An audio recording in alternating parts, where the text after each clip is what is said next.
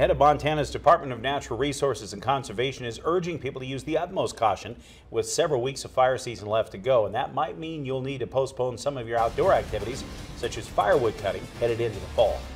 2017 is already a fire season for the record books. In western Montana alone, it's cost more than $100 million to fight just the major blazes that have plagued the landscape and filled the sky with fire smoke since mid-July.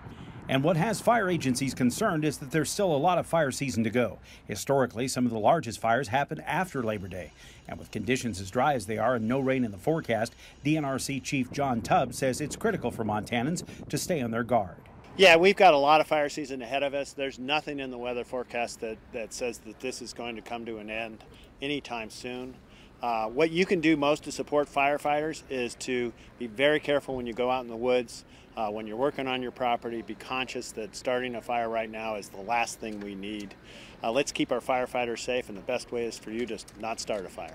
With little or no rain since June, it's been a complete turnaround from our wet winter and spring. In fact, on the Lolo Peak fire, the probability of ignition has been as high as 95%.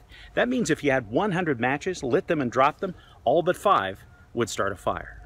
And we're getting to that time of the year when activities like firewood collection and hunting hit our calendars. Tubbs says this might be the year to postpone some of those excursions. You have to be cautious. If you are going to use any mechanical stuff in the woods, make sure you know what the fire restrictions are.